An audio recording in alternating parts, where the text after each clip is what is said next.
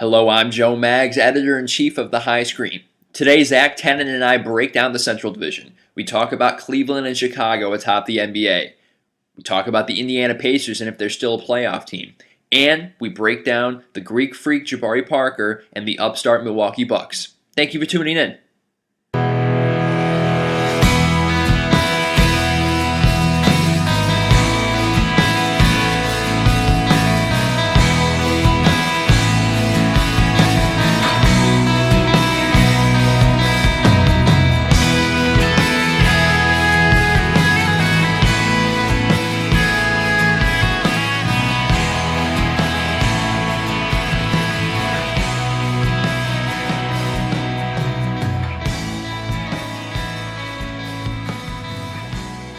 Welcome to the Joe Mag Show, guys. Zach Tennen on the line. We're breaking down the six divisions in the NBA, and today we're going to be talking about the Central. Now, Zach, I don't know if you heard, but a certain best player in the world changed teams, and now he plays for his former team, the Cleveland Cavaliers. They're in the Central.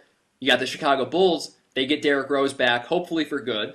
They also added Pau Gasol, and they got Joakim Noah. They're in the Central. So you got two juggernauts at the top of this division. And I think, we're going to be talking about this all season long, but there's no doubt. Like, these are definitely the two teams that are going to be talked about the most in the East this year.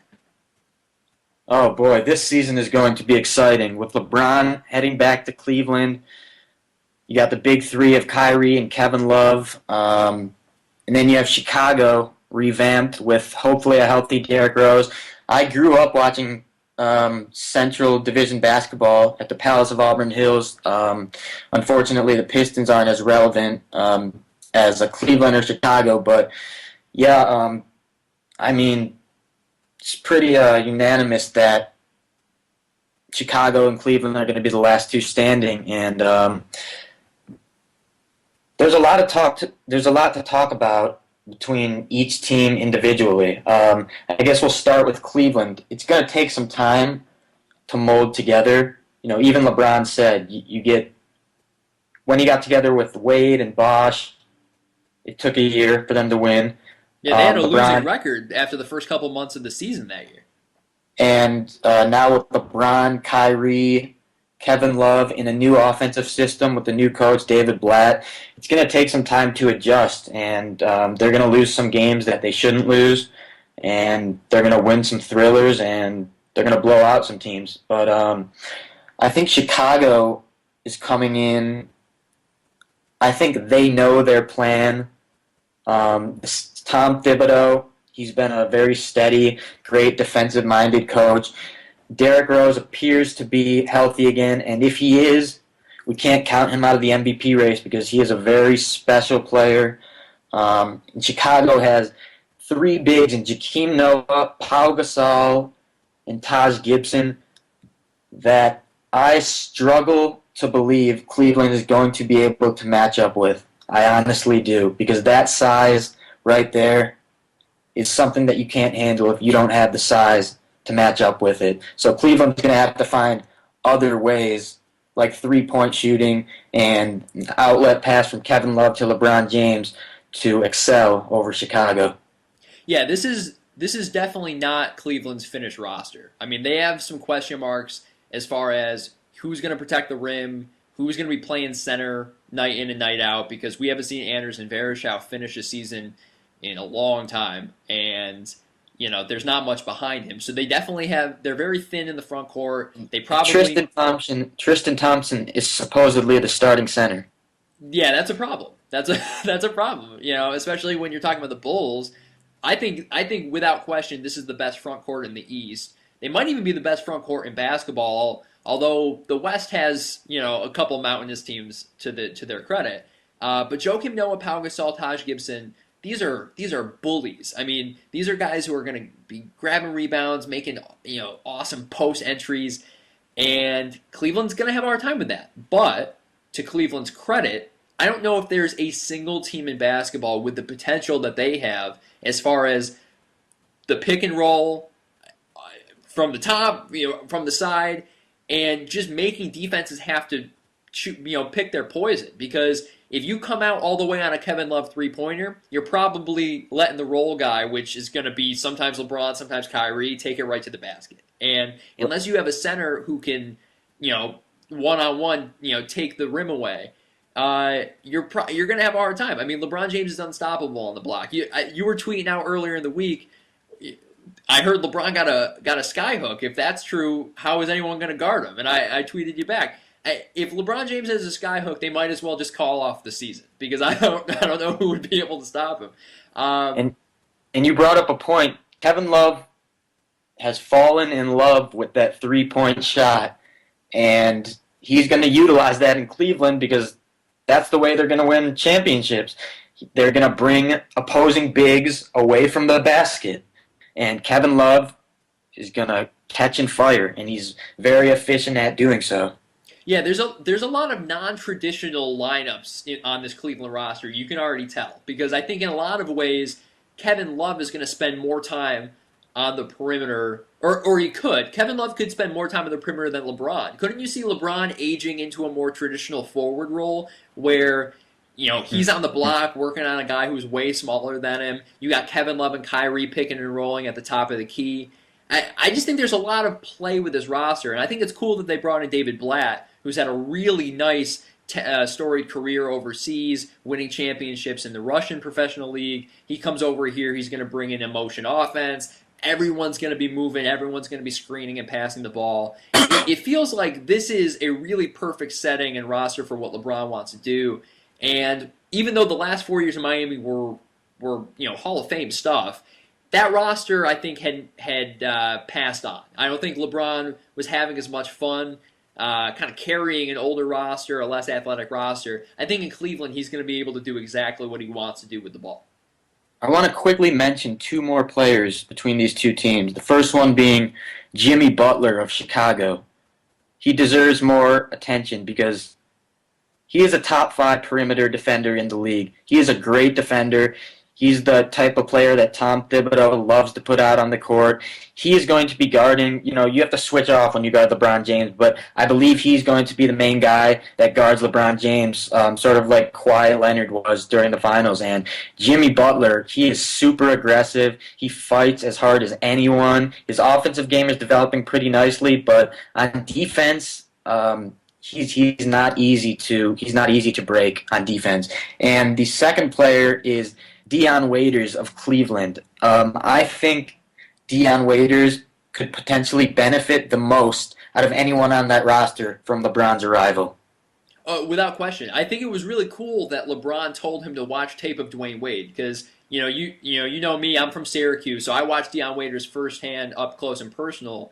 Dion Waiters is really similar to Dwayne Wade. He obviously he doesn't have the ceiling of Dwayne Wade, but he's a similar player because he's so athletic. With ease, he can juke a defender out of position and create that space for a jumper, and he can get to the rim. He's really, really quick. So I think Dion and LeBron are going to have a lot of fun times together. I do wonder how that's going to work between Kyrie, Dion, and LeBron because the basketball can only be in one guy's hands at once. So I think there's, like you said, there's going to be some growing pains. I want to bring up with Jimmy Butler, though. I think you're right. He's really underrated. When he and Joakim Noah were on the floor together last year, the Bulls had a 96.2 defensive efficiency. That's crazy. That's league-high stuff. Jimmy Butler just takes perimeter guys off the floor.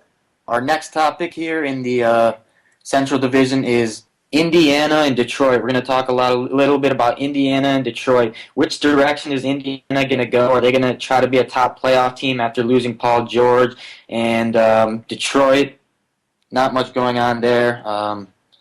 You got Andre Drummond, who's one of the rising stars as a center in this league, and you got Greg Monroe, who, if he's not traded, is likely to leave Detroit.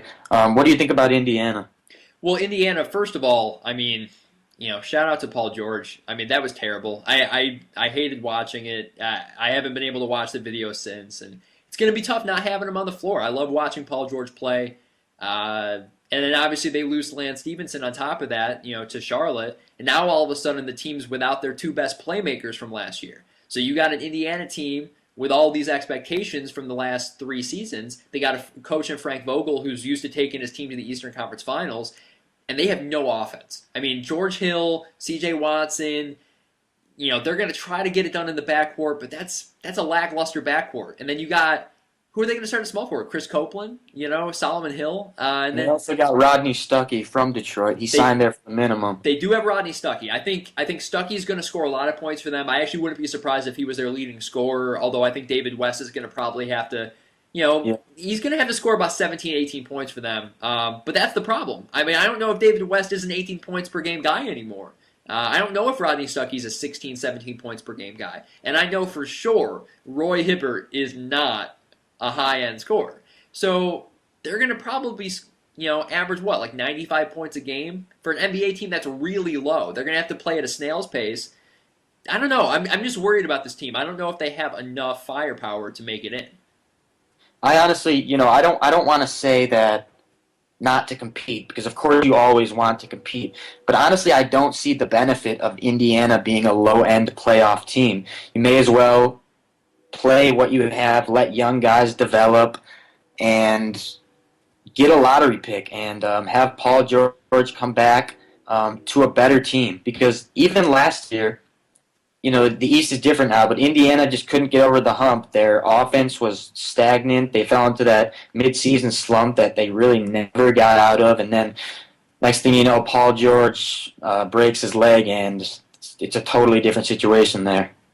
Yeah, and I think when you look at Detroit on the other end, I think they're a team that can only go up. I really don't think they can get much worse than last year because they have a certain amount of talent, right? I mean, it doesn't really fit well together, and I mean you've seen it firsthand being from there.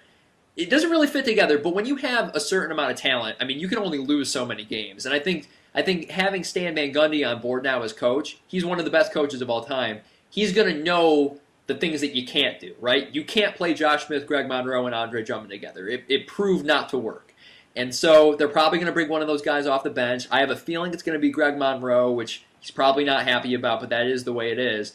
I think they're going to get more from this roster. I know they lost Jody Meeks for the first 6 weeks of the season, but I think KCP is going to have to do a better job in his sophomore year. Brandon Jennings and DJ Augustine are going to be battling for point guard. I just think they're going to be better. I think Detroit has a legitimate chance to win, 8 or 10 more games than they did last year, and maybe that's enough to get an 8 seed. I think Detroit might be better than Indiana. Now let's talk about a team that finished dead last in the NBA last year, but is definitely better. I think there's no question after you draft a guy like Jabari Parker, number 2 overall, you got the Greek Freak. You got O.J. Mayo losing some weight, Larry Sanders not getting in bar fights. The Milwaukee Bucks should be better. And, Zach, I know you are crazy about Jabari Parker. I think this guy might be a Rookie of the Year favorite. I think he will be the Rookie of the Year. And I don't think it'll be close because I think Jabari Parker is the next big thing. Kobe, LeBron, Durant, there's a lot of top-shelf superstars. I think Jabari Parker is the next one. He has the whole package. He can shoot. He can play off the ball. He can bring the ball up the court. He's super athletic. He finds open teammates. He's a very good rebounder. In college, per 40 minutes, he averaged 25 points, over 11 rebounds. He shot over 50% from two-point land, 36% three-point land.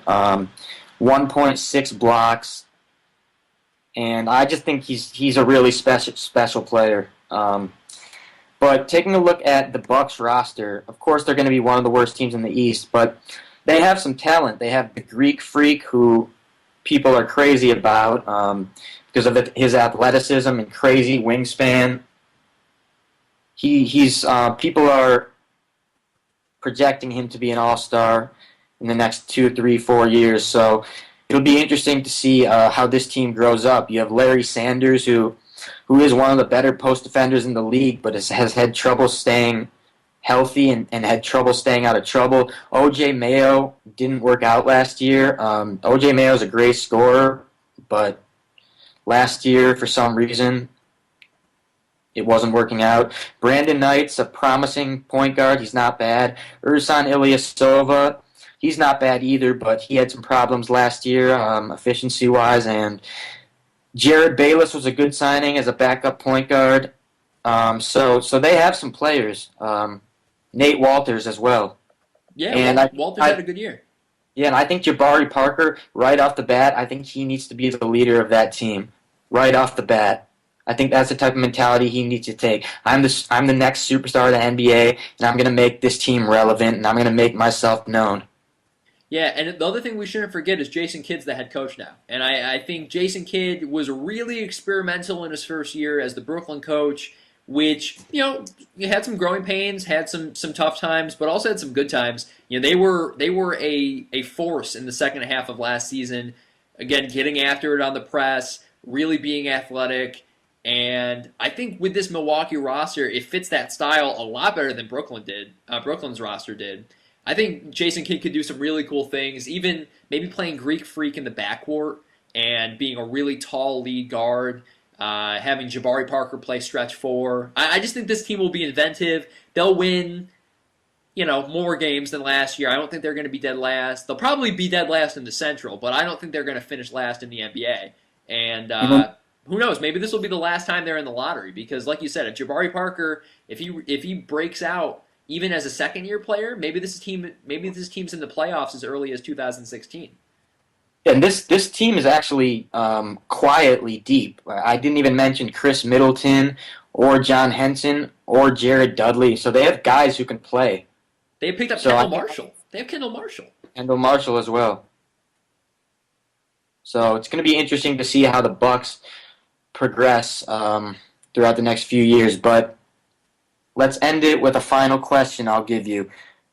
Who are you picking in the season, and who are you picking in the Eastern Conference Finals should they both make it, being the Bulls and the Cavs, and why? It's tough. I mean, the last time we saw Derrick Rose and LeBron James go head-to-head, it was in 2011, and the Heat absolutely swallowed up the Bulls. They beat them in 5 games, and we haven't gotten a chance to see a real rematch since. I think both the Bulls and the new era Cavs are better teams. I think LeBron has a better roster than he's ever had, and I think the Bulls are even better than they are before because they're not just a Derrick Rose team. Joakim Noah is the best center in basketball. I think that's fair to say, and they got guys like Taj Gibson, Pau Gasol now. We didn't even talk about Mirotic coming over from Spain. One important thing was Chicago really struggles shooting the ball on the perimeter. Year in, year out, they're one of the best defensive teams in the league, but their perimeter shooting is a problem. Even when they had Rose, and they addressed those issues by trading for Doug McDermott in the draft Player of the Year in college, right. and Nikola Mirotic. They signed him to a pretty decent contract, and they also have Mike Dunleavy who can shoot the ball. I was just gonna say. Before, they only had Mike Dunleavy, but now they have this rotation of shooting wings. They have Jimmy Butler at the 2. And even behind Derrick Rose, they have Kirk Heinrich and they have Aaron Brooks, who I think, those are pretty decent backups. So these are really good teams. In my opinion, I think that the Bulls are the favorite to win the East in the regular season. I think they're the best regular season team in basketball, just top and bottom. I agree with that. Regular season, the Bulls will win. Right. Now, playoffs may be a different story, but we'll have to see. We'll have to see. I think whoever has home court, though, that'll be a big advantage. So maybe we'll leave it at regular season for now because a lot of changes come playoff time.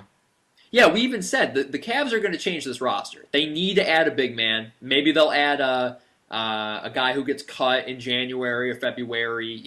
Yeah. Somebody like that, and they need a little bit more on the wing too. They have a thin roster, so this roster is going to change a little bit. But next time we talk, Zach, we're going to be breaking down the division that LeBron James left behind. We're going to talk about the Southeast, what's left of the Miami Heat, Orlando Magic, and a bunch of other fun teams. Thank you for tuning in, and talk to you next time.